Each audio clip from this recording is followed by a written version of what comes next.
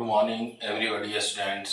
Last class में मैंने बताया था क्या कि 22वां अधिवेशन कलकत्ता में हुआ था और इस अधिवेशन में भारतीय राष्ट्रीय कांग्रेस ने 4 महत्वपूर्ण प्रस्ताव को पास किया था और इसी प्रस्ताव के आधार पर यहाँ बोर्ड पर लिखा हुआ है, आप देख सकते हैं। लास्ट वीडियो मैंने इस चर्चा भी कर चुके हैं कि 4 प्रस्ताव कौन कौन सा है। स्वदेशी आंदोलन, बहिष्कार आंदोलन, राष्ट्रीय शिक्षा और स्वराज्य प्रस्ताव। और इसी प्रस्ताव के आधार पर ये जो स्वराज्य शब्द है ये बहुत इंपॉर्टेंट है। बहुत जगह एग्जाम में क्वेश्चन पूछा जाता है कि मध्यकाल का वह कौन सा शासक है जिसने सबसे पहले स्वराज्य शब्द का प्रयोग किया है, तो छत्रपति शिवाजी। किसके अगेंस्ट में? तो औरंगजेब के अगेंस्ट में, मुगल साम्राज्य के अगेंस्ट में उन्होंने स्वराज्य की अवधारणा रखे थे, क्योंकि मुगल साम्राज्य को एक विदेशी माना जाता है, क्योंकि उन लोग आपको मंगोल से आए हुए थे, तो इसीलिए यहाँ पर स्वराज्य का कंसेप्ट आता है। इसके अलावा आधुनिक काल में सबसे पहले स्वराज्य की अवधारणा प्रस्तुत किया गया है स्वामी दयानंद सरस्वती के द्वारा 1851 में। ये सभी एग्जाम में पूछा भी जाता है।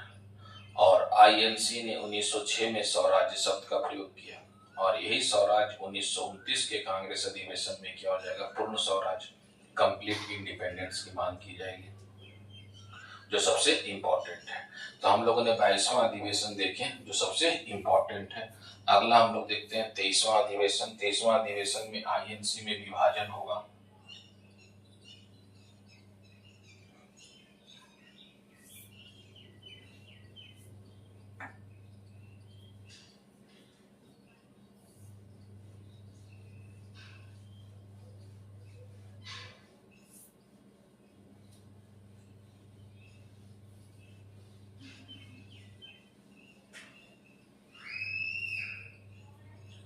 तेईसवां अधिवेशन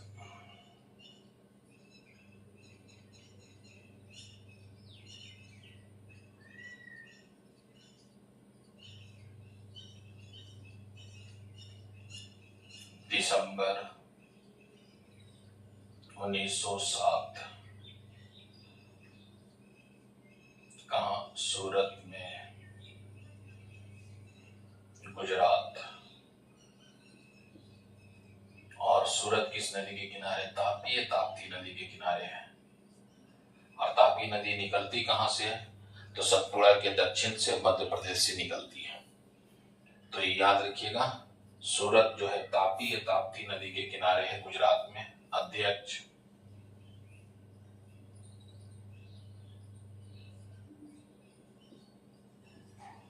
रास बिहारी बोस।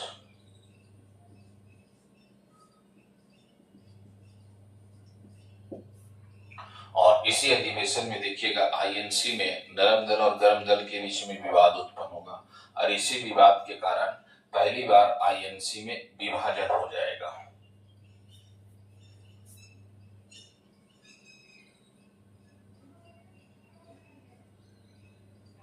नरम दल, गरम दल की विचारधारा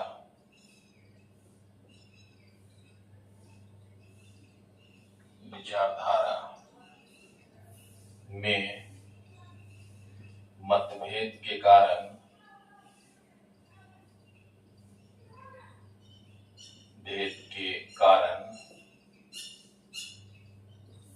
आईएनसी में पहली बार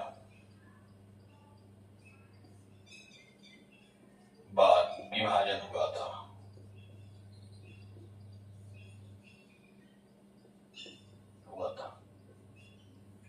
और यह आईएनसी में विभाजन करके अंग्रेजों ने इस पर काफी विजय प्राप्त किया था।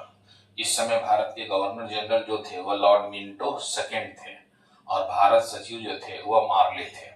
उन लोगों ने गरम दल को कुचलने की कोशिश किया। गरम दल को उन लोगों ने आपको है कुचलने की कोशिश करके उनको समाप्त करने की ओर प्रयास किया, जिसमें गरम दल के नेताओं को गिरफ्तार करके जेल में डाल दिया गया और नरम दल को अपने ओर मिला करके अंग्रेजों ने यहाँ ब्रिटिश सरकार ने मिला करके आगे की और अपना कार्य प्रारंभ किया।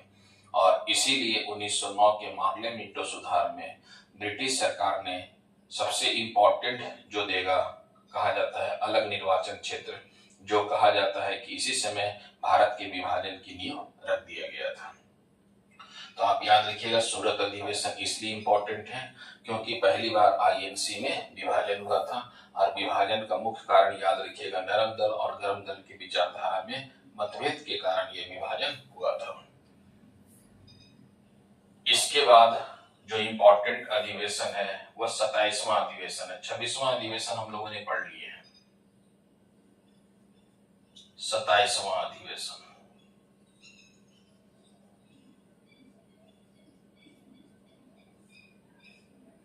27वां अधिवेशन दिसंबर 1911 ईस्वी में कहाँ होगा? कलकत्ता, बंगाल में। और अध्यक्ष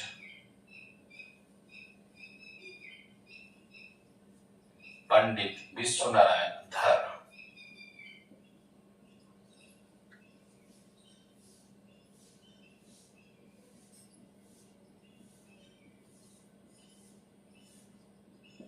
पंडित विश्वनारायण धर या दत्त। और इसी अधिवेशन में सबसे पहले राष्ट्रगान जन गण मन अधिनायक को गाया गया था। इसी अधिवेशन में सबसे पहले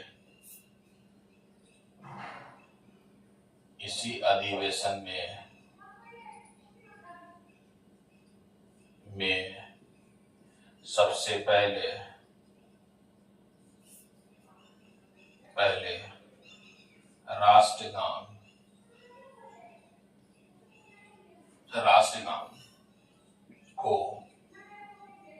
गाया गया था, जो सबसे इंपॉर्टेंट माना जाता है। राष्ट्रगान को सबसे पहले कलकत्ता अधिवेशन में 1911 में गाया गया, और अध्यक्ष कौन थे याद रखिएगा? पंडित विश्वनारायण धर या दत्त थे।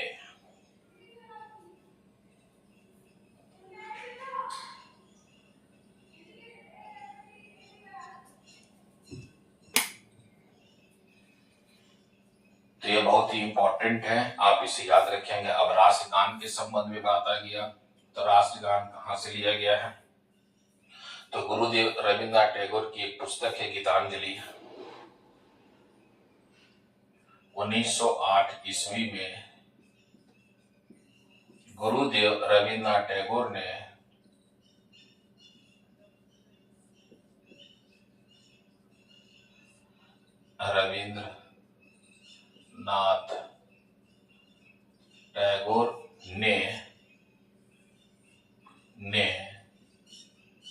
गीतांजलि नामक पुस्तक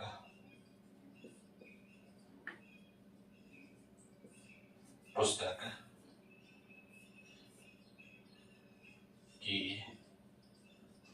रचना की थी।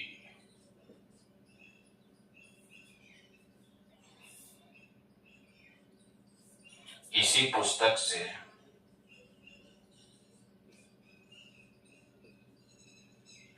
से राष्ट्रगान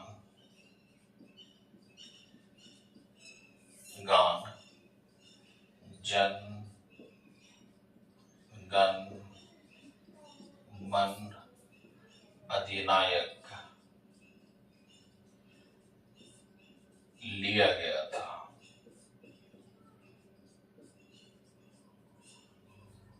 जन गण मन अधिनायक लिया गया था। और इस पुस्तक के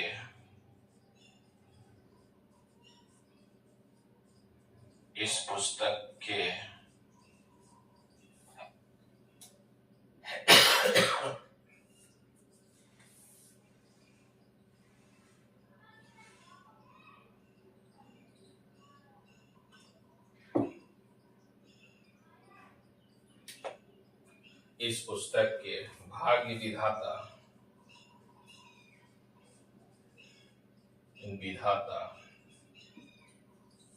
नामक शीर्षक से लिया गया है।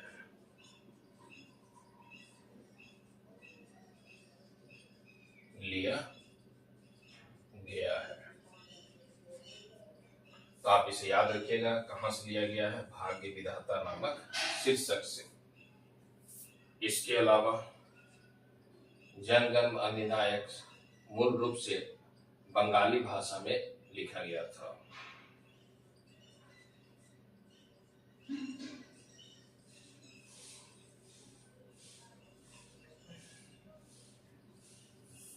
मूल रूप से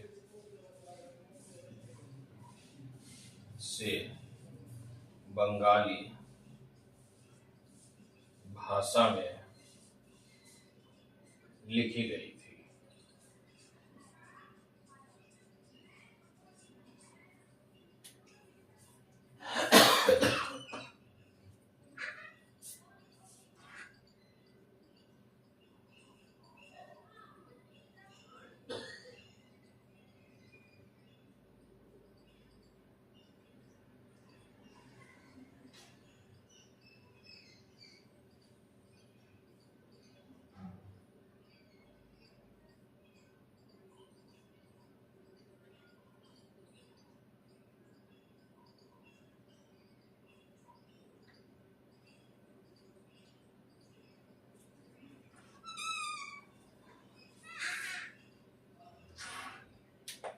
मूल रूप से बंगाली भाषा में लिखी गई थी। आप इसका स्क्रीनशॉट आराम से ले सकते हैं।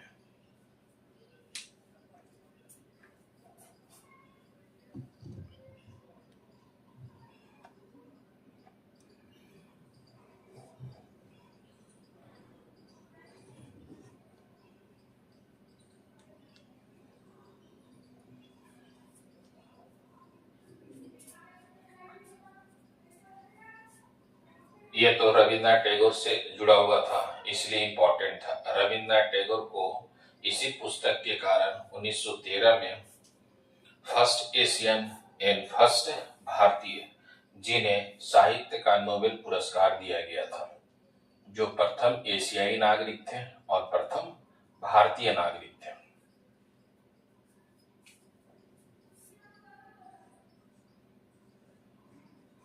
इसी पुस्तक के कारण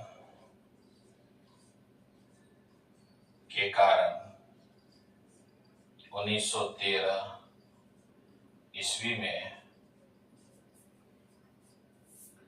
रविन्द्रनाथ टैगोर को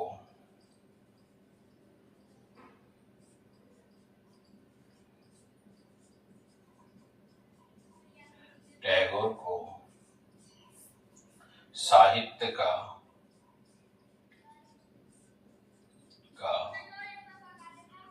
नोबेल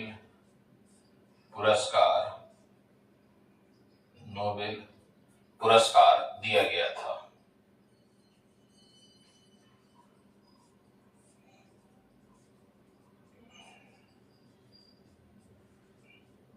जो फर्स्ट एशियाई नागरिक थे।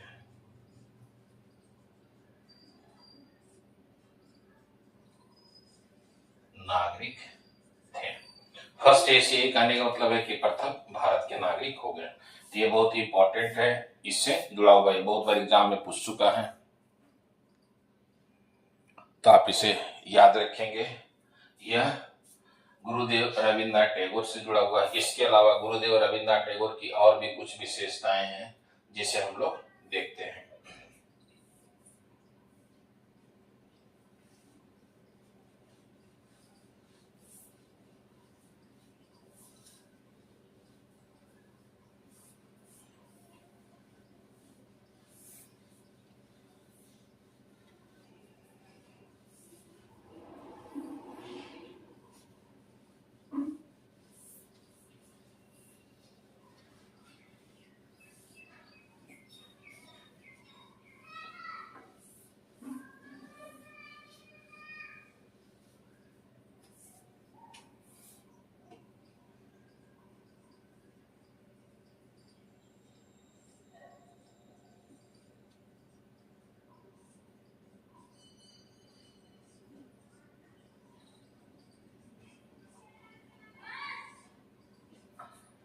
1917 में गुरुदेव की उपाधि महात्मा गांधी देंगे।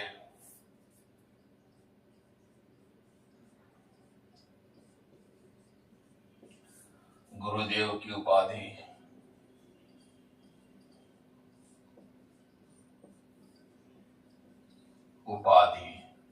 महात्मा गांधी देते हैं।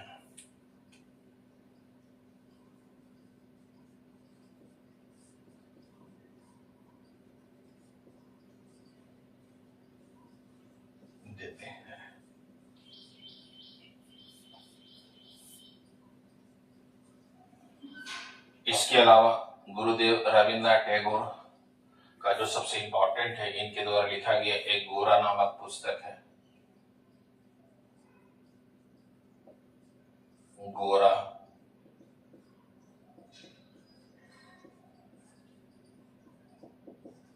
The world and India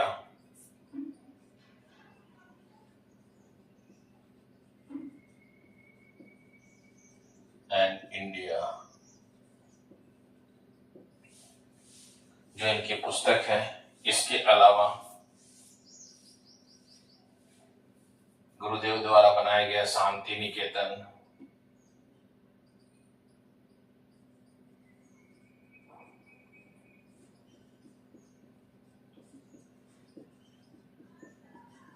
Tagore ने शांति निकेतन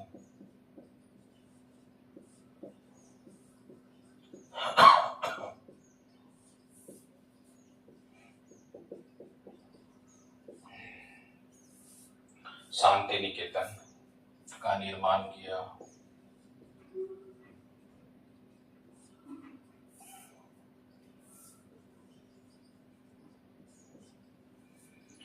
इस शांति निकेतन को यूनेस्को ने अभी 41वें प्लेस के रूप में शामिल किया है 2024 में।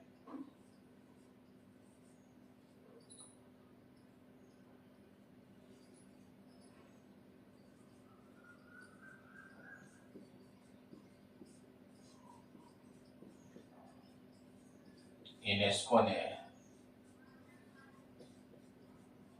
धरोहर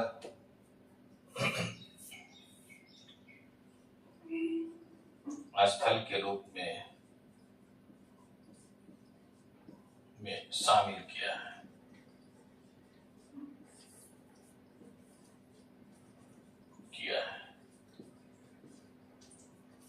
धरोहर स्थल के रूप में शामिल किया है।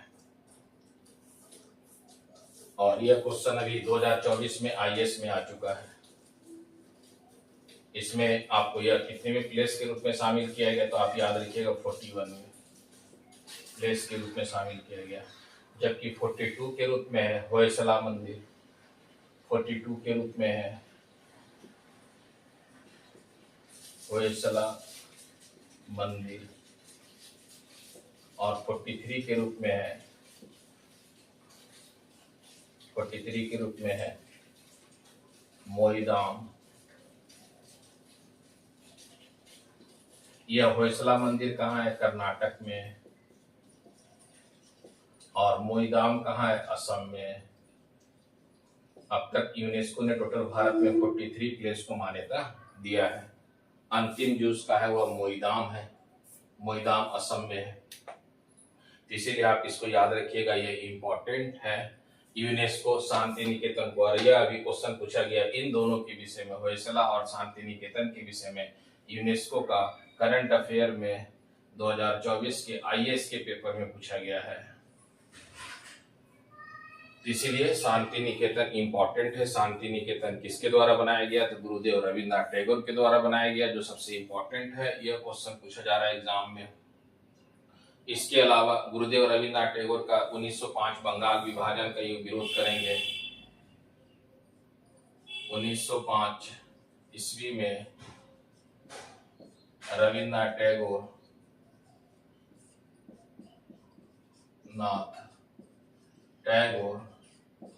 बंगाल विभाजन का विरोध किए थे।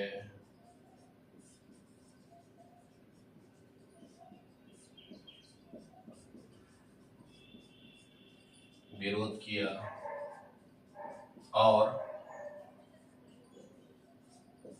रक्षाबंधन त्योहार मनाने का सुझाव दिया। रक्षाबंधन त्योहार मनाने का सुझाव दिया।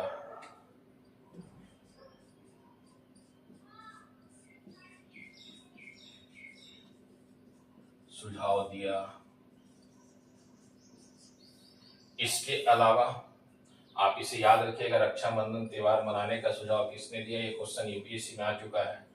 इसके अलावा 1905 में ही हिंदू मुस्लिम एकता को बढ़ावा देने के लिए एक नारा देंगे, अमार सुनार बंगला। 1905 ईस्वी में अमार सुनार बंगला का नारा दिया था,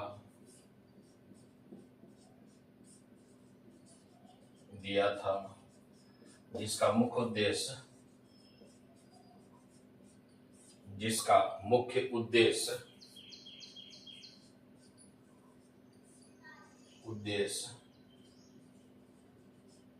हिंदू मुस्लिम एकता को बढ़ावा देना,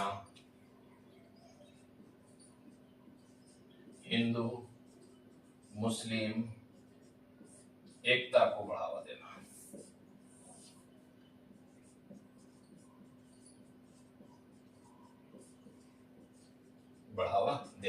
रक्षाबंधन का भी यही इनका लक्ष्य था, हिंदू मुस्लिम एकता को बढ़ावा देना। अमार सुनार बंगला, ये जो आगे चल करके बांग्लादेश का राष्ट्रगान बन गया है, जो इससे जुड़ा हुआ है। तो यह गुरुदेव रविन्द्रनाथ टैगोर की कुछ पर्सनालिटी, कुछ इंपॉर्टेंट है जो एग्जाम में पूछा जाता है। आप इसका स्क्रीनशॉट आराम से ले सकते हैं।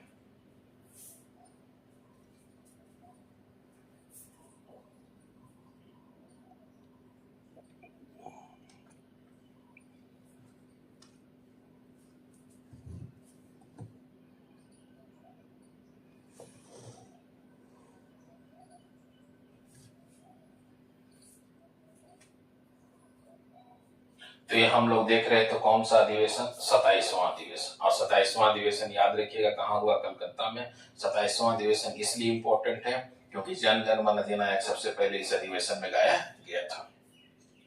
अब इसके बाद जो हम लोग देखते हैं 31वां अधिवेशन देखते हैं, और 31वां अधिवेशन होगा बंबई में और 1915 में होगा।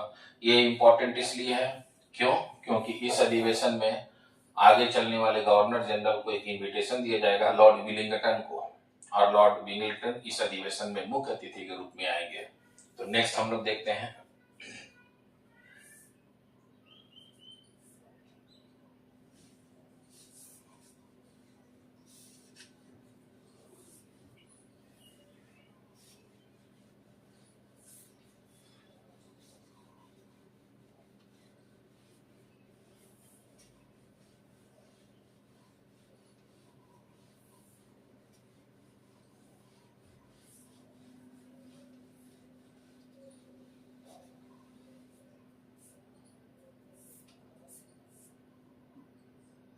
हम लोग लास्ट देखे थे 27वां अधिवेशन 11 में। अब हम लोग देखेंगे 1915, यानी मतलब 31वां अधिवेशन।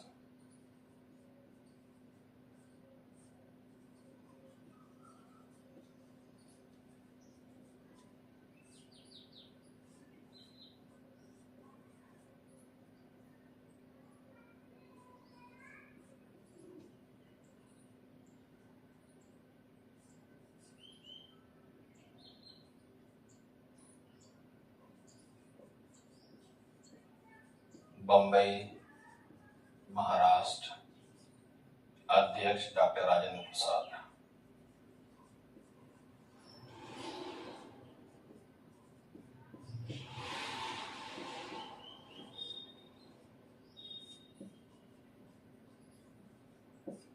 तो यह बहुत इंपॉर्टेंट है अधिवेशन। इस अधिवेशन की इंपॉर्टेंट क्या है कि मुख्य अतिथि लॉर्ड विलिंगटन को बनाया गया था।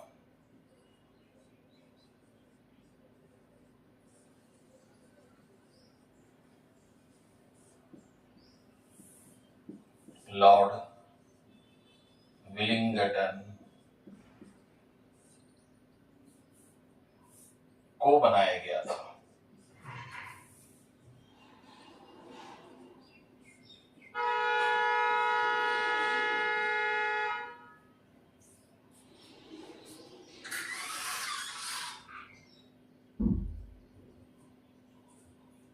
लॉर्ड विलिंगटन को बनाया गया था। जो लॉर्ड विलिंगटन आगे चल करके भारत का वायसराय या गवर्नर जनरल बनता है 1931 से लेके 1936 तक। तो आप इसे याद रखिएगा, ये इंपॉर्टेंट है, इससे जुड़ा हुआ है।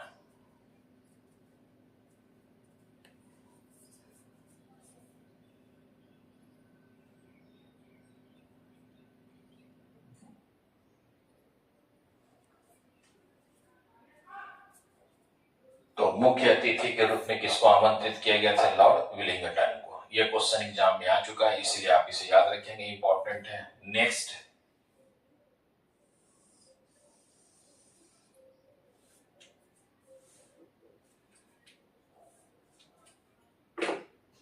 अगला जो अधिवेशन है 32वां अधिवेशन।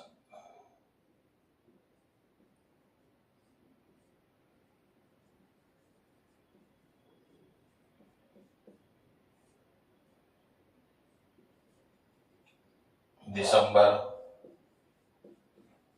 1916 ईस्वी में कहां होगा? लखनऊ, यूपी में। अध्यक्ष कौन होंगे? एसी मजूमदार।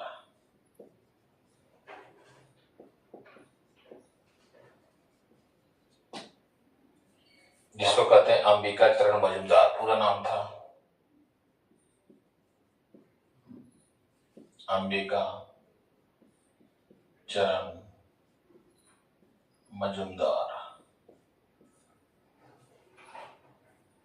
तो आप इसे याद रखिएगा, यह 32वां अधिवेशन दिसंबर 1916 में हुआ है। लखनऊ, उत्तर प्रदेश। अध्यक्ष एसी मजूमदार, अंबिका चरण मजूमदार। यहां पर लखनऊ समझौता हुआ है।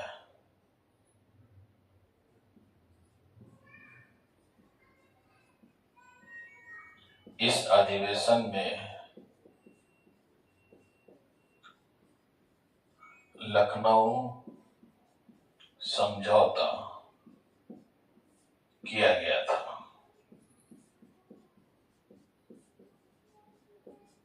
अच्छा, ये लखनऊ समझौता है क्या?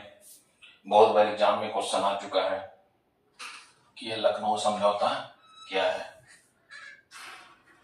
तो लखनऊ समझौता इंपॉर्टेंट इसलिए भी है कि आप जब पढ़ेंगे तो 1909 के मार्ले मिंटो सुधार में मुस्लिम समुदायों को अलग निर्वाचन क्षेत्र दिया गया था। इस अलग निर्वाचन क्षेत्र को मान्यता कांग्रेस आईएनसी ने अभी तक मान्यता नहीं दिया था। तब लखनऊ में जाकर के मुस्लिम लीग की इस मान्यता को, दोनों के बीच में एक समझौता होगा और कांग्रेस मुसलमानों को दिया गया अलग निर्वाचन क्षेत्र को स्वीकार करेगा। और इसी समझौता को कहते हैं लखनऊ पैक्ट, जो आईएनसी और मुस्लिम लीग के बीच में होगा। फिर यहाँ क्वेश्चन पूछा जाता है एग्जाम में कि समझौता को किसके द्वारा करवाया गया था? मीडिएटर कौन थे? तो दो राष्ट्रीय नेता रहे हैं, एक बाल गंगाधर तिलक और दूसरा एनी बेसेंट, जिसके कारण लखनऊ समझौता हुआ था। और लखनऊ समझौता में कांग्रेस ने जो अलग निर्वाचन क्षेत्र दिया गया था मुस्लिम समुदाय को, उसको स्वीकार कर लिया। इसके बाद यहाँ क्वेश्चन और भी पूछा गया है। एक क्वेश्चन यूपीएससी में पूछा गया है कि स्वराज्य मेरा जन्मसिद्ध अधिकार है और मैं इसे लेकर रहूंगा, ये किसका नारा है? तो ये बाल गंगाधर तिलक का है। और यह नारा कहाँ दिए थे? जब यह समझौता होगा उसके बाद ये अपना नारा देंगे लखनऊ, उत्तर प्रदेश में। तो इससे 3-4 पॉइंट है जो इंपॉर्टेंट है, इससे जुड़ा हुआ है, एग्जाम में पूछा जाता है। तो आप याद रखिएगा, लखनऊ समझौता किसके किसके बीच में हुआ है? तो आईएनसी और मुस्लिम लीग के बीच में।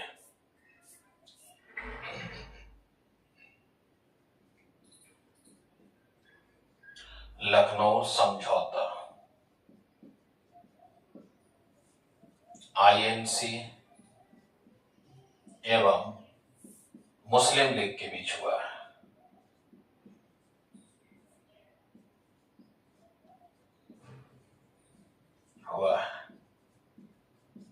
इस समझौता में हुआ क्या था? आईएनसी ने मुस्लिम समुदायों को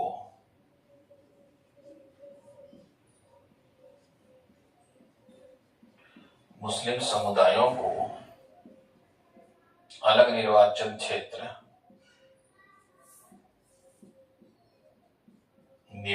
क्षेत्र को स्वीकार किया।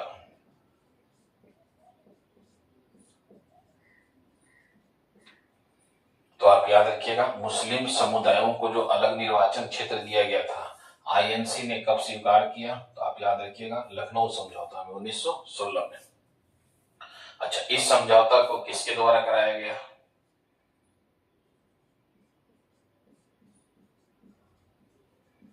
इस समझौता को कराने में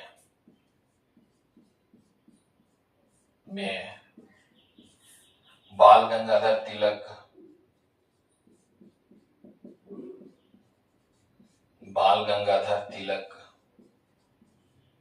एवं एनी बेसेंट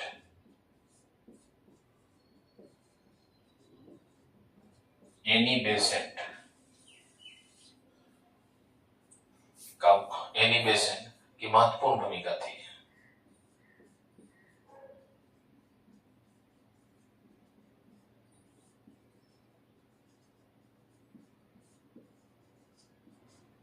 अच्छा, इसके अलावा स्वराज्य मेरा जन्मसिद्ध अधिकार है, मैं इसे लेकर आऊंगा, बाल गंगाधर तिलक ने इस समझौता के बाद लखनऊ उत्तर प्रदेश में नारा दिए थे। बाल गंगाधर तिलक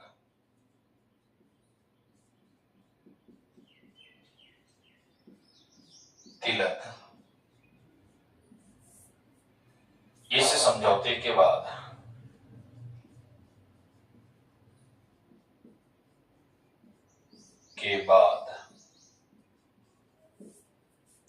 लखनऊ उत्तर प्रदेश में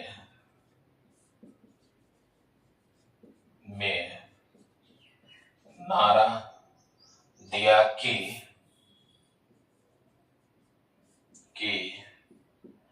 स्वराज्य मेरा जन्मसिद्ध अधिकार है,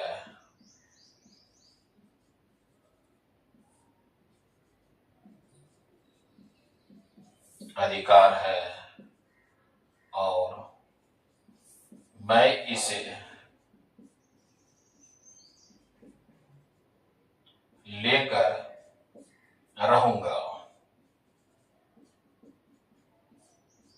यह स्टेटमेंट बहुत ही फेमस है, जो एग्जाम में अक्सर पूछा जाता है। तो आप इसे याद रखिएगा, ये किसका स्टेटमेंट है? बाल गंगाधर तिलक का। बाल गंगाधर तिलक का पर्सनालिटी हम लोग अलग से करेंगे। जो एग्जाम में बाल गंगाधर तिलक, लाला लाजपत राय, बिपिन चंद्र पाल और अरविंद घोष, जो भी पर्सनालिटी आएगा उसको मैं अलग से डिस्कस कर दूंगा, जो इंपॉर्टेंट है, एग्जाम में पूछा जाता है बहुत सारा। तो आप इसे याद रखिएगा, यह इंपॉर्टेंट है। अलग निर्वाचन क्षेत्र को स्वीकार किया गया है ना इस समझौते के आधार पर। आप इसमें याद रखिएगा कौन कराया, किसके द्वारा किया गया, ये समझौता क्यों इंपॉर्टेंट है, यह अध्यक्ष कौन थे, बहुत बार एग्जाम में आ चुका है। ये अध्यक्ष का नाम याद रखिएगा, कभी शॉर्ट में दे देगा, इनका पूरा नाम हो गया, जो इंपॉर्टेंट है। इसके अलावा जो है 33वां अधिवेशन कलकत्ता में होगा। 33वां अधिवेशन कलकत्ता में होगा। कलकत्ता में 33वां अधिवेशन आयोजित किया जाएगा।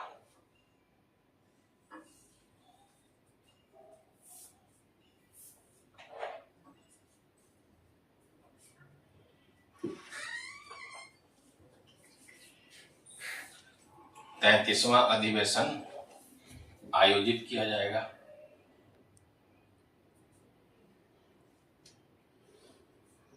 और यह होगा कलकत्ता में। और 33वां अधिवेशन इसलिए इंपॉर्टेंट है कि इस अधिवेशन में पहली बार आईएनसी की एक महिला अध्यक्ष बनेगी, एनी बेसेंट।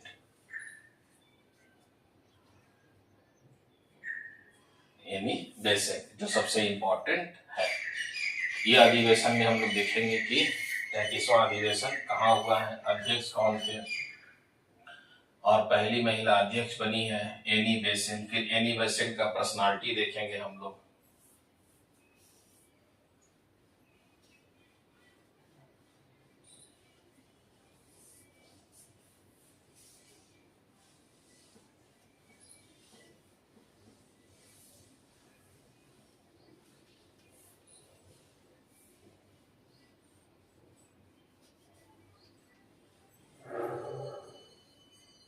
33वां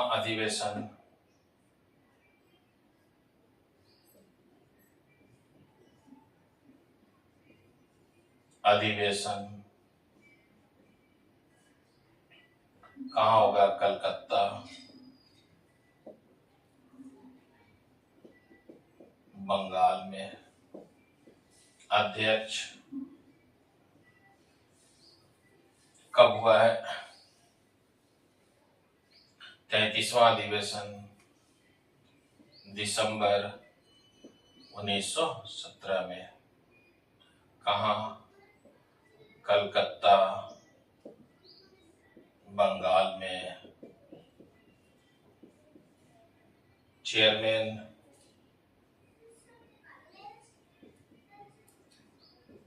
Annie Besant.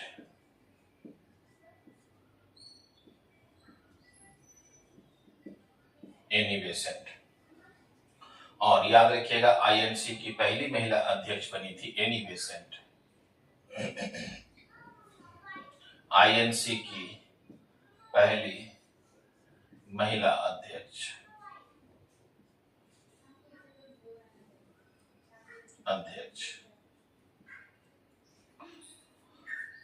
और इसी क्वेश्चन को घुमा के पूछेगा कि प्रथम भारतीय महिला अध्यक्ष तो सरोजिनी नायडू, वो आएंगे 1925 में। अभी वो अधिवेशन को बाद में देखेंगे। तो आप याद रखिएगा आईएनसी की पहली महिला अध्यक्ष बनने वाली कौन है? तो आप एनी बेसेंट, जो सबसे इंपॉर्टेंट है। फिर एनी बेसेंट की पर्सनालिटी है जो अक्सर एग्जाम में क्वेश्चन पूछा जाता है।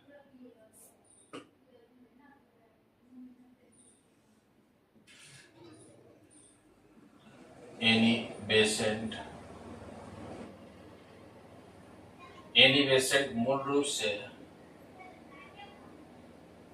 से आयरलैंड देश की निवासी थी।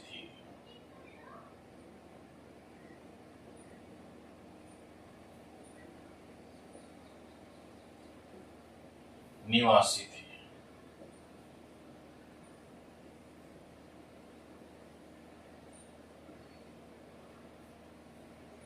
(1893) में भारत बनारस आई थी।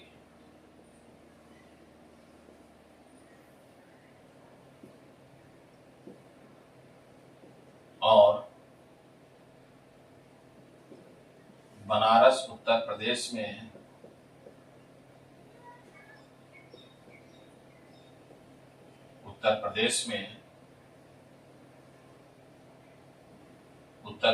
में सेंट्रल स्कूल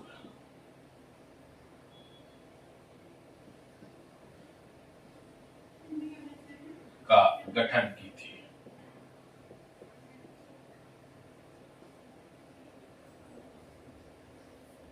और यही स्कूल जो है आगे चल करके 1916 ईस्वी में मदन मोहन मालवीय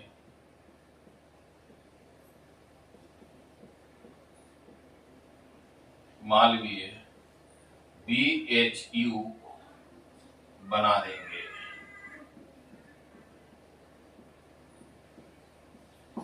बनारस हिंदू विश्वविद्यालय। और एनी बेसेंट की पर्सनालिटी इंपॉर्टेंट है, जो ये आप याद रखेंगे, एग्जाम में क्वेश्चन पूछे जाते हैं। इसके अलावा एनी बेसेंट की पत्रिकाएं हैं, 2 पत्रिकाएं हैं। एक कॉमनवेल्थ,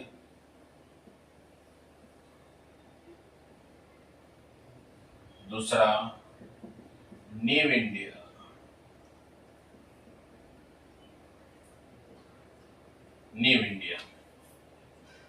ये पत्रिकाएं हैं जो सबसे महत्वपूर्ण है, एग्जाम में पूछा जाता है, आप इसे याद रखेंगे।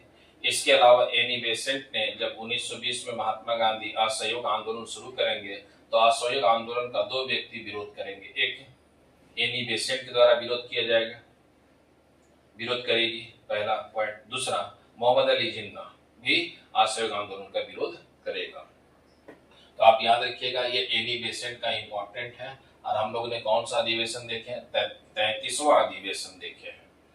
अगला जो होगा 1920 का इंपॉर्टेंट है। 1918 में बाल गंगाधर तिलक आईएनसी का अध्यक्ष बन सकते थे, लेकिन उन पर एक केस चल रहा था, इसलिए उनको 1918 में जाना पड़ा। फिर भी काउंसिल लंदन, इसलिए ये 1918 के अधिवेशन में अध्यक्षता हुआ नहीं कर पाए थे। तो आप याद रखिएगा 1920। इसके बाद जो सबसे इंपॉर्टेंट है 1920, और 1920 में दो अधिवेशन हुआ। मैंने बताए होंगे शुरू के क्लास में कि एक वर्ष दो महत्वपूर्ण अधिवेशन है। वह कौन सा अधिवेशन है? तो 1920 का। एक होगा विशेष अधिवेशन और दूसरा होगा, इसमें जब पूछा जाएगा तो वार्षिक अधिवेशन। विशेष अधिवेशन को हमेशा वार्षिक अधिवेशन से काउंट नहीं किया जाता है, और विशेष अधिवेशन सितंबर में होगा, 20 सितंबर कलकत्ता में होगा, और वार्षिक अधिवेशन नागपुर महाराष्ट्र में होगा। तो हम लोग देखते हैं 1920।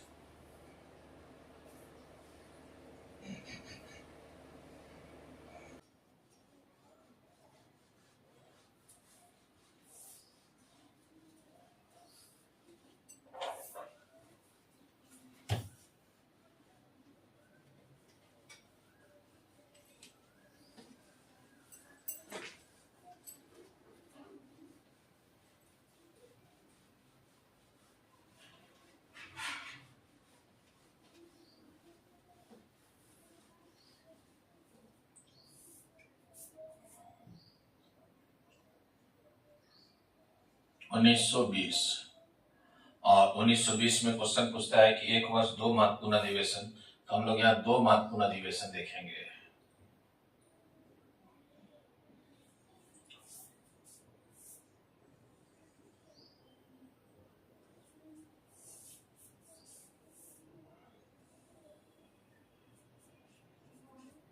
सबसे पहले विशेष अधिवेशन।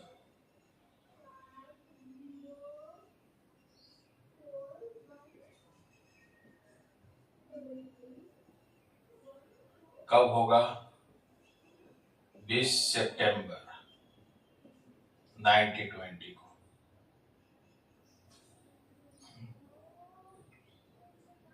कहाँ होगा? कलकत्ता, बंगाल में। और चेयरमैन कौन? अध्यक्ष जो यहां बनेंगे लाला लाजपत राय।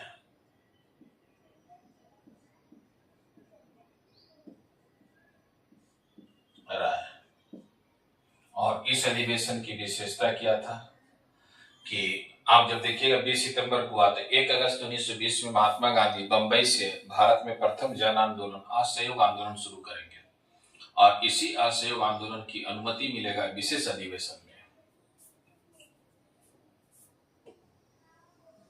इस अधिवेशन में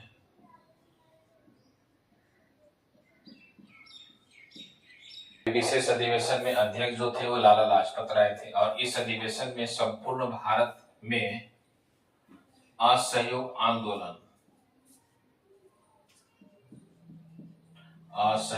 आंदोलन चलाने का निर्णय लिया गया था, की अनुमति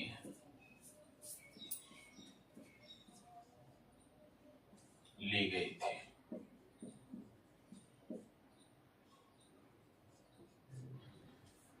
और इसमें आप याद रखिएगा गर्म दल के 4 नेता हैं, जिसमें से केवल एक ही विशेष अधिवेशन की अध्यक्षता करेंगे, वह करेंगे लाला लाजपत राय। और लाला लाजपत राय की पर्सनालिटी से बहुत सारे एग्जाम में क्वेश्चन पूछा जाता है। लाला लाजपत राय पंजाब केसरी के नाम से प्रसिद्ध है। लाला लाजपत राय 1894 ईस्वी में पंजाब नेशनल बैंक गठन करेंगे अमृतसर पंजाब में। लेकिन इस बैंक के गठन के संबंध में यूपीएससी में एक बार स्टेटमेंट पूछा गया है क्या, कि भारत का वह कौन सा नेता है जो सबसे पहले अमेरिका देश की यात्रा पर जाएगा, फिर अमेरिका की यात्रा पूरा करने के बाद यूरोप महाद्वीप जाएगा, यूरोप महाद्वीप में यात्रा पूरा करने के बाद वह जापान दक्षिण पूर्वी एशियाई देश आएगा, इसके बाद भारत आने के बाद एक बैंक बनाएगा। इस प्रकार का स्टेटमेंट आया है यूपीएससी के पेपर में जो एक बार एग्जाम में।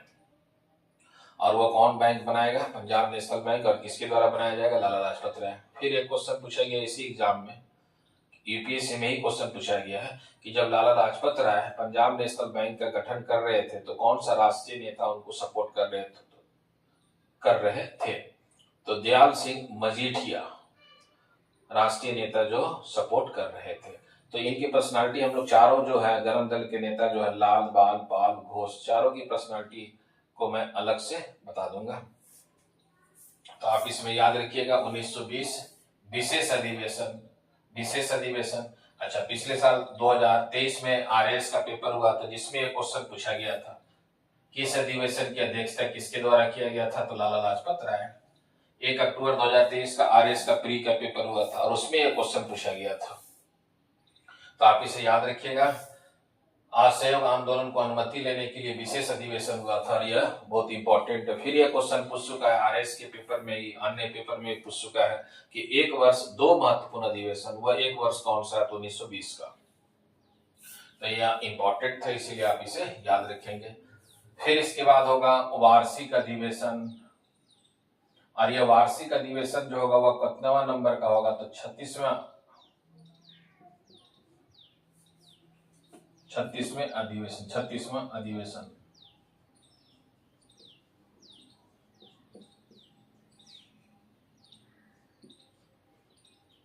कब हुआ है, दिसंबर 1920 को। कहाँ हुआ है, नागपुर महाराष्ट्र में। चेयरमैन कौन, अध्यक्ष वीर राघवाचारी थे।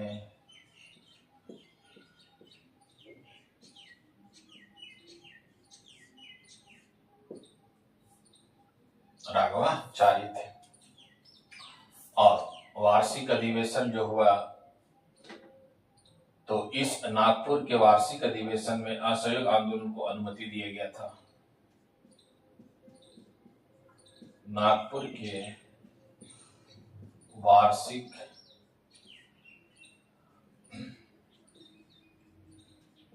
अधिवेशन में संपूर्ण भारत में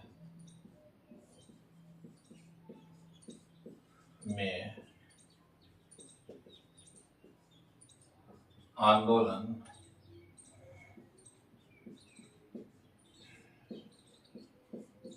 का निर्णय लिया गया।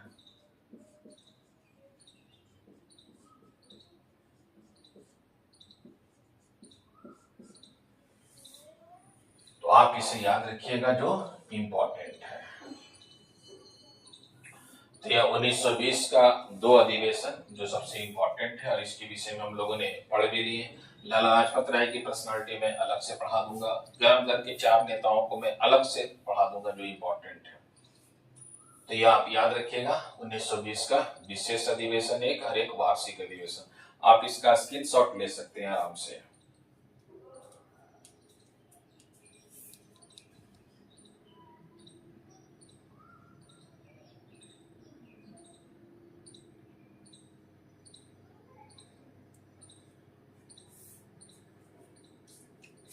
हम लोगों ने अभी 36वां अधिवेशन देखे हैं, है ना। अब देखेंगे 38वां अधिवेशन। 38वां अधिवेशन इसलिए गया में होगा और इसके अध्यक्ष कौन होंगे, चित्तरंजन दास।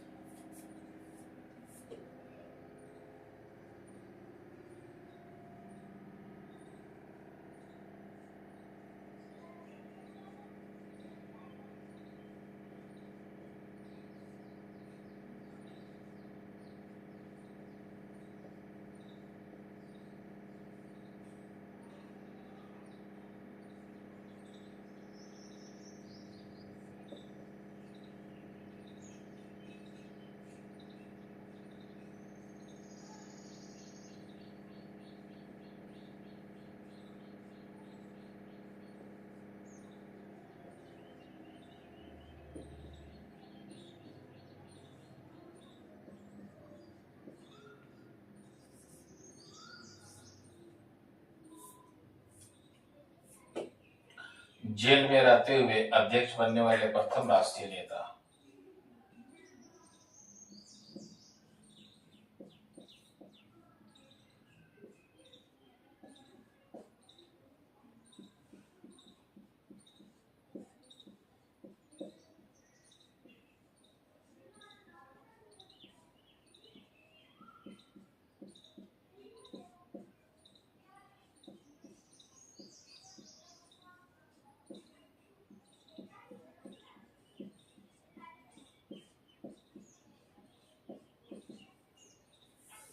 तो आप इसे याद रखिएगा। 38वां अधिवेशन दिसंबर 1922 में होगा। कहाँ होगा? गया, बिहार में।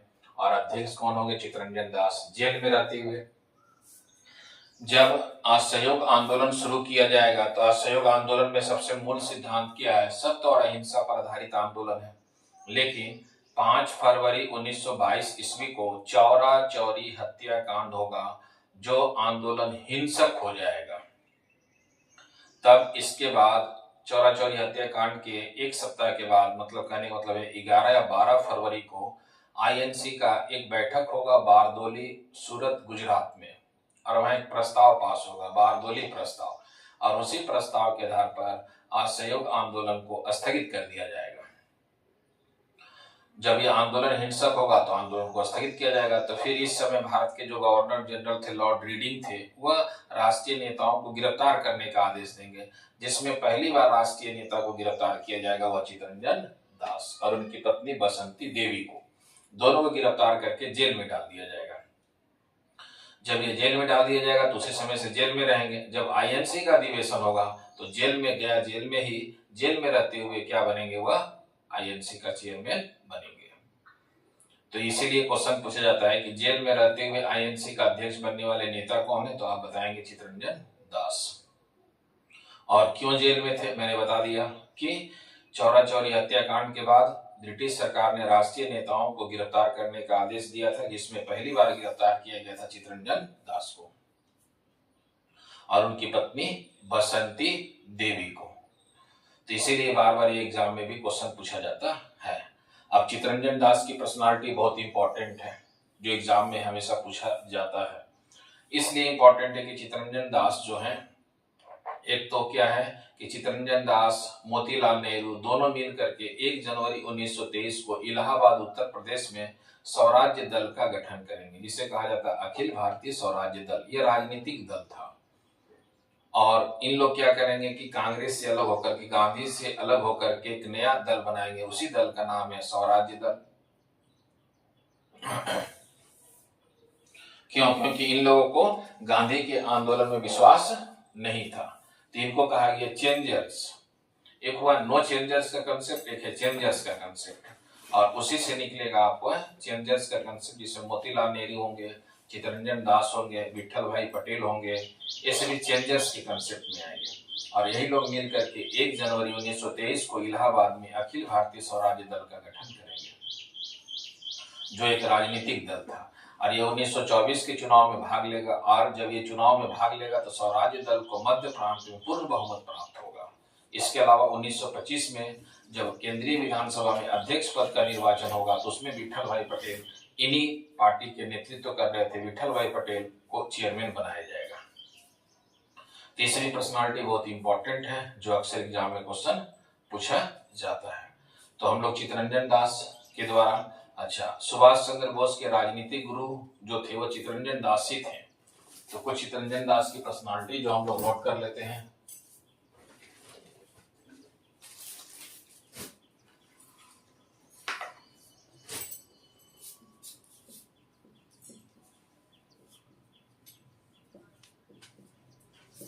जिसको शॉर्ट में लिख सकते हैं CR दास।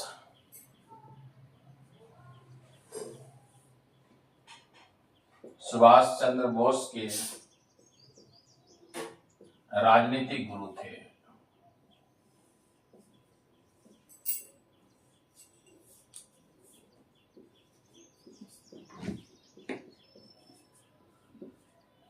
जिन्हें देशबंधु के नाम से भी जानते हैं।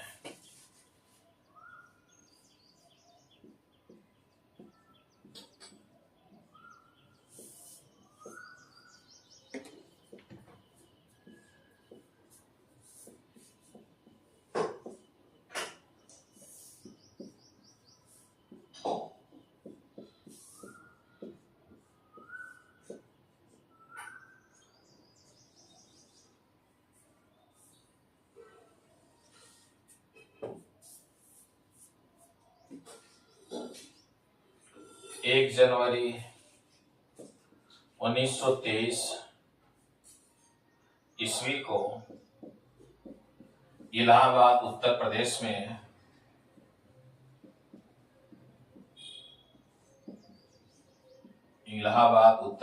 में चित्तरंजन दास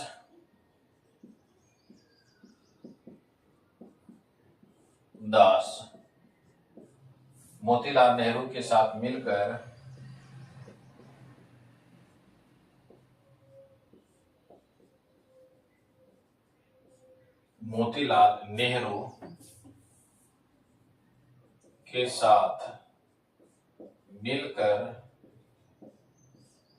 अखिल भारतीय स्वराज्य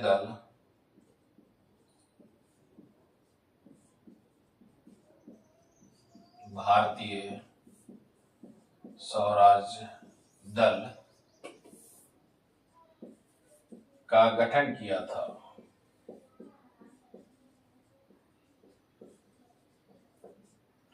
और यह सभी एग्जाम में क्वेश्चन पूछा जाता है कि स्वराज्य दल किसके द्वारा बनाया गया, तो आप इसमें याद रखिएगा मोतीलाल नेहरू और चित्तरंजन दास दोनों ने मिलकर के स्वराज्य दल का गठन किया है।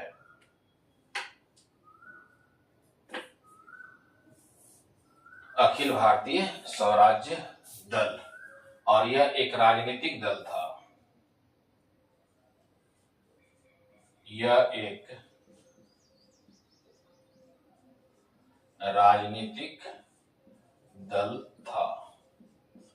जिसका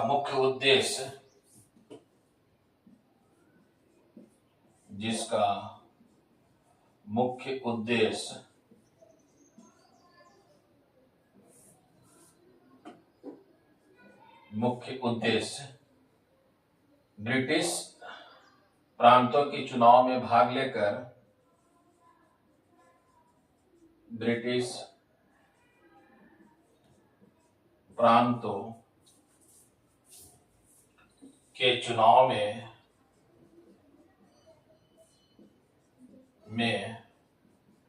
भाग लेकर ब्रिटिश प्रांतों के चुनाव में भाग लेकर ब्रिटिश सरकार का बहिष्कार करना।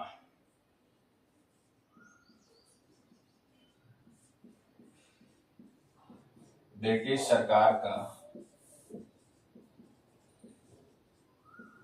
बहिष्कार करना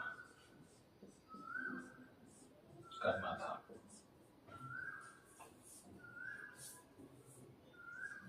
1924 ईस्वी में ब्रिटिश प्रांतों के चुनाव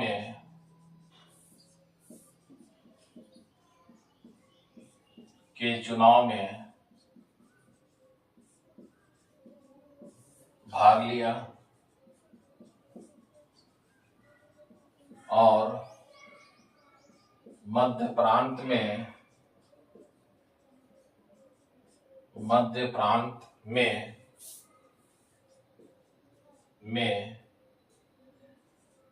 इस दल को पूर्ण बहुमत मिला।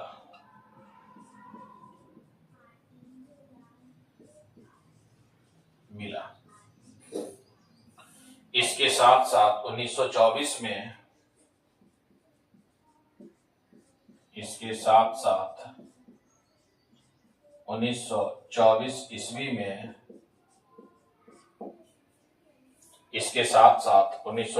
ईस्वी में इस दल ने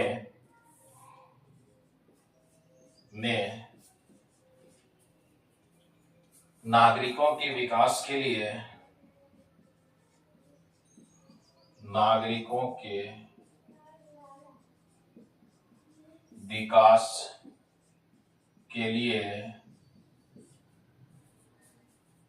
संविधान सभा बनाने का सबसे पहले सुझाव दिया था। संविधान सभा बनाने का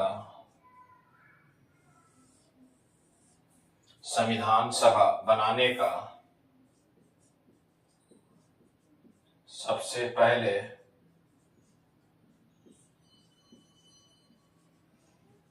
सुझाव दिया था।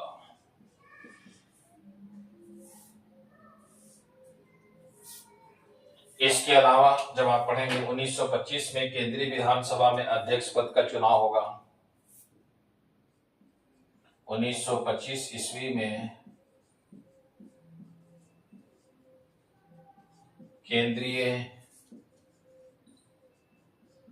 विधानसभा में अध्यक्ष पद का चुनाव होगा।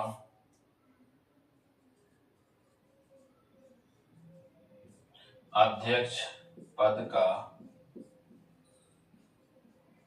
चुनाव होगा और विठल भाई पटेल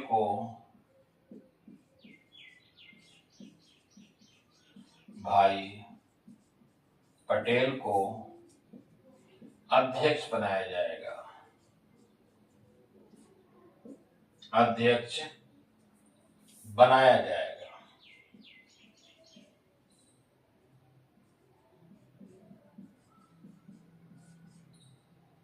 उन्नीस सौ 25 में CR दास की मृत्यु हुई।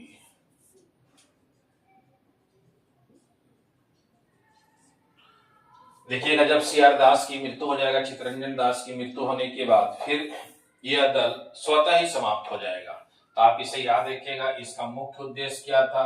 ब्रिटिश प्रांतों के चुनाव में भाग लेकर ब्रिटिश सरकार का बहिष्कार करना। और 1924 में प्रांतों में चुनाव हुआ और मध्य प्रांत में इसको पूर्ण बहुमत भी मिल गया। फिर 1924 में यह संविधान सभा बनाने का सुझाव देगा भारत के नागरिकों के विकास के लिए। फिर 1925 में केंद्रीय विधानसभा का चुनाव होगा और उसमें विठल भाई पटेल इसी दल से संबंधित जो है वो अध्यक्ष बनेंगे। ये इनकी सबसे महत्वपूर्ण उपलब्धि भी माना जाता है। और अखिल भारतीय स्वराज्य दल के जो समर्थक थे वो गांधी के आंदोलन में विश्वास नहीं करते थे, इसीलिए इनको कहा गया चेंजर्स, परिवर्तनवादी कहा गया था। एक थे परिवर्तनवादी, दूसरे थे गैर परिवर्तनवादी। गैर परिवर्तनवादी उनको कहा गया जो गांधी के आंदोलन में विश्वास रखते थे, जबकि परिवर्तनवादी उन्हें कहा गया जो गांधी के आंदोलन में विश्वास नहीं रखते थे। तो गांधी के आंदोलन में विश्वास नहीं रखने वाले में मैंने 3 नाम इंपॉर्टेंट बताए। एक मोतीलाल नेहरू, दूसरा चित्तरंजन दास और तीसरा विठल भाई पटेल। विठल भाई पटेल 1925 में केंद्रीय विधानसभा में अध्यक्ष बन जाएंगे और 1900 जब यह संगठन बनेगा तो 1924 में जब चुनाव होगा तो इनको मध्य प्रांत में पूर्ण बहुमत प्राप्त होगा।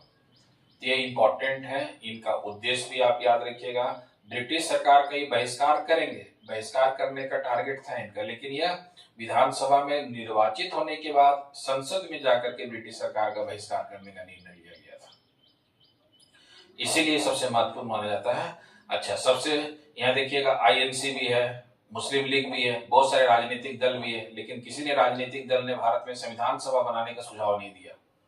यह पहला राजनीतिक दल है जो भारत में बोला कि संविधान सभा बनेगा 1924 में, और जब संविधान सभा बनेगा तभी क्या है, संविधान बनाया जाएगा।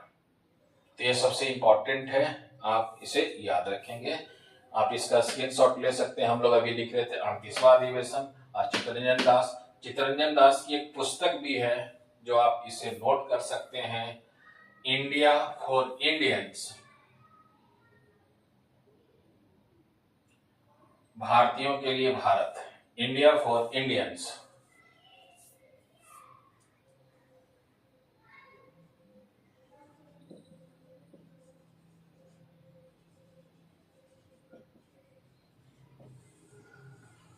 तो आप इसे याद रख सकते हैं, जो इंपॉर्टेंट है कि इनकी एक पुस्तक भी है। इनका एक नाम था देशबंधु के नाम से। सुभाष चंद्र बोस के राजनीतिक गुरु भी थे, सबसे महत्वपूर्ण माने जाते हैं। और असहयोग आंदोलन के बाद सबसे पहले गिरफ्तार होने वाले यही नेता है चित्तरंजन दास।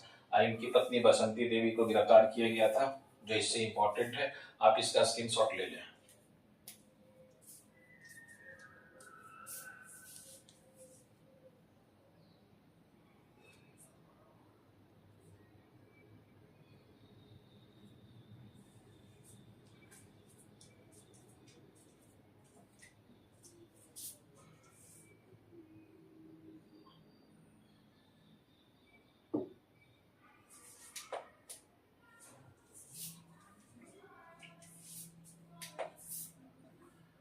हम लोगों ने 38वें अधिवेशन देख चुके हैं। अब जो देखेंगे, देखिए 39वां अधिवेशन में एक इंपॉर्टेंट पॉइंट है जो मैं लास्ट में बताऊंगा। 39वां अधिवेशन इसलिए इंपॉर्टेंट है कि इस समय सबसे यूथ आईएनसी का अध्यक्ष बनेंगे, वो बनेंगे मौलाना अबुल कलाम आजाद। लेकिन इसको हम लोग चर्चा करेंगे। ये अधिवेशन इंपॉर्टेंट ज्यादा नहीं है, लेकिन केवल इतना ही इंपॉर्टेंट है, आप याद रखिएगा कि आईएनसी का अध्यक्ष बनने वाले सबसे युवा कौन है, तो अबुल कलाम आजाद। इसकी चर्चा करेंगे हम लोग लास्ट में, जब 1941 का अधिवेशन पढ़ेगा रामगढ़ का, तो उसमें चर्चा करेंगे जो सबसे इंपॉर्टेंट है। इसके बाद जो हम लोग करेंगे 40वां अधिवेशन। 40वां अधिवेशन होगा बेलगांव में, और वही गांधी जी भारत में first and last time INC का चेयरमैन बनेंगे।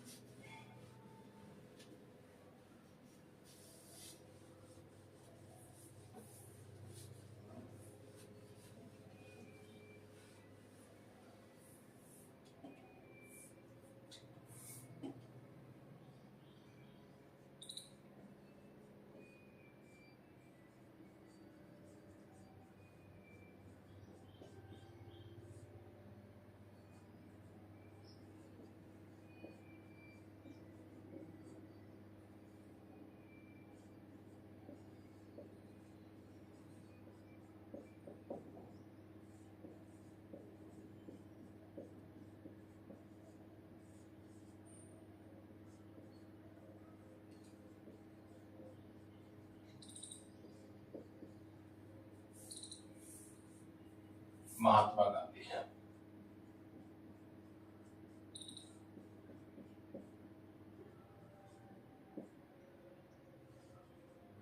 फर्स्ट एंड लास्ट, प्रथम बार एवं अंतिम बार आईएनसी का अध्यक्ष बने थे। प्रथम बार एवं अंतिम बार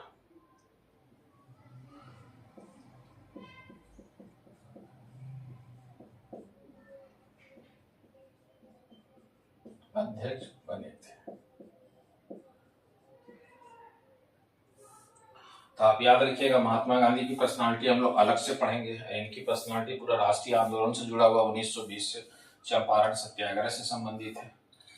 तो आप याद रखिएगा 40वां अधिवेशन है जो इंपॉर्टेंट है, यह हुआ 1924 में। 40वां अधिवेशन से क्वेश्चन हमेशा पूछा जाएगा कि भारतीय राष्ट्रीय कांग्रेस की पहली बार महात्मा गांधी अध्यक्ष कब बने थे, तो आप याद रखिएगा 40वां अधिवेशन कहाँ, बेलगांव। कब, दिसंबर 1924 ईस्वी में। अब इसके बाद प्रश्न अधिवेशन होगा वो 41वां अधिवेशन।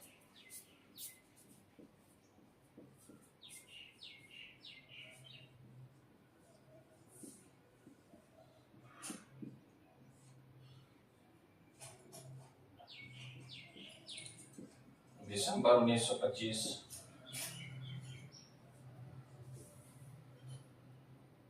कहाँ, कानपुर, उत्तर प्रदेश। अध्यक्ष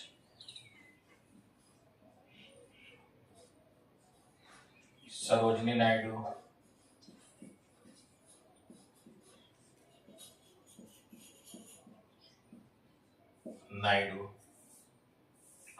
और प्रथम भारतीय महिला जो आईएनसी का अध्यक्ष बनी थी,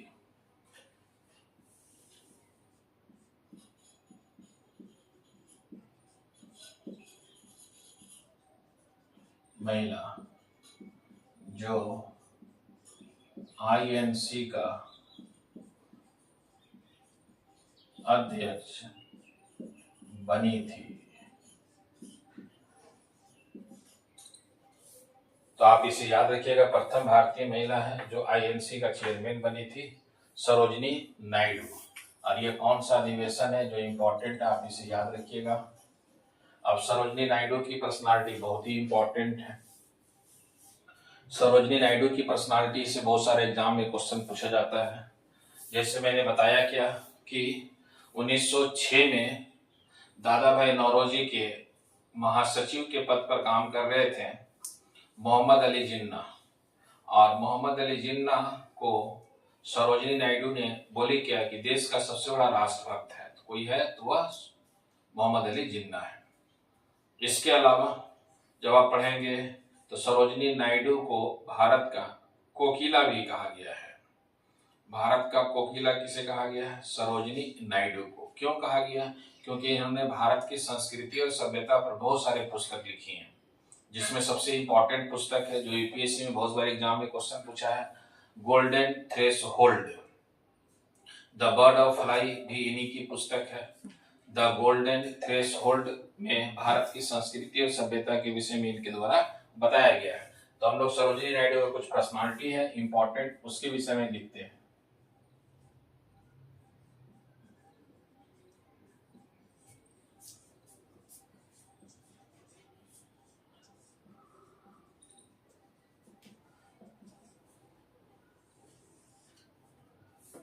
तो आप इसे याद रखिएगा, 1906 में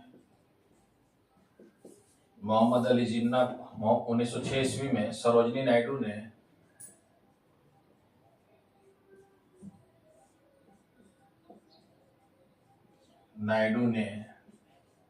मोहम्मद अली जिन्ना को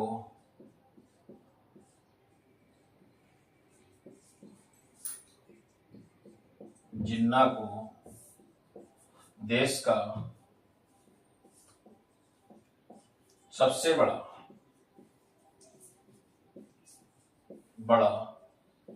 राष्ट्रभक्त बताई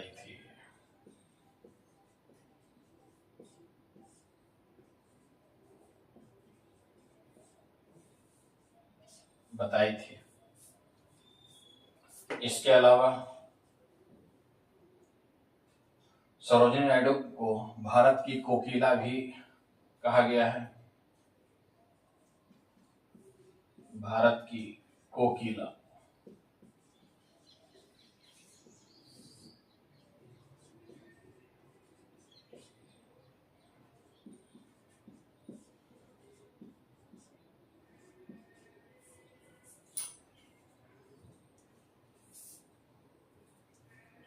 दूसरे गोलमेज सम्मेलन में सरोजनी नायडू भारत का प्रतिनिधित्व की थी। दूसरे गोलमेज सम्मेलन में भारतीय महिलाओं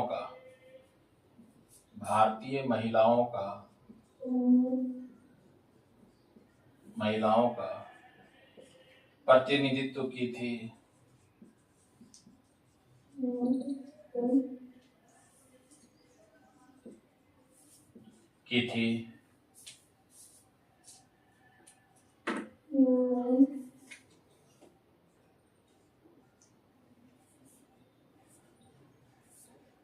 संविधान सभा में सरोजनी नायडू बिहार प्रांत से निर्वाचित हुई थी। संविधान सभा में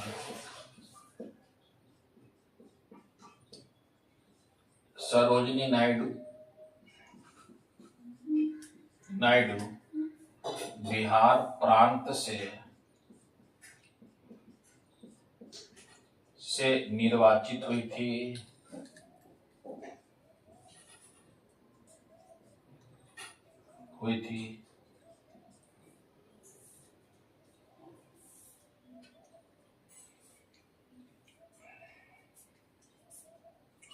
सरोजनी नायडू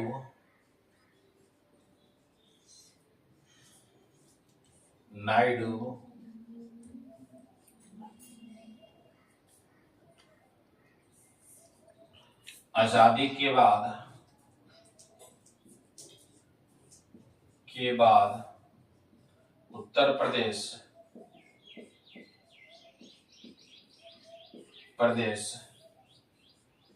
में भारत की पहली महिला राज्यपाल बनी थी। भारत की पहली महिला राज्यपाल बनी थी।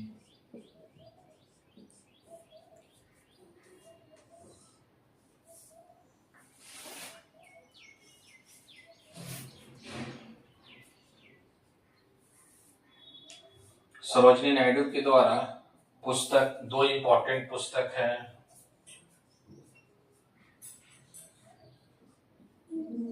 द गोल्डन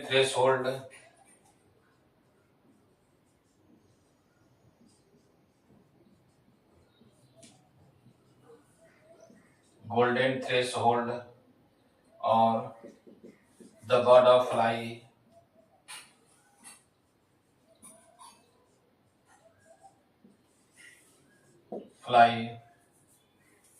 और गोल्डन थ्रेशोल्ड बहुत ही इंपॉर्टेंट पुस्तक है। इसमें बहुत बार एग्जाम में क्वेश्चन पूछ चुका है, तो आप इसे याद रखिएगा। ये सरोजिनी नायडू की महत्वपूर्ण पर्सनालिटी है जो अक्सर एग्जाम में क्वेश्चन पूछा जाता है।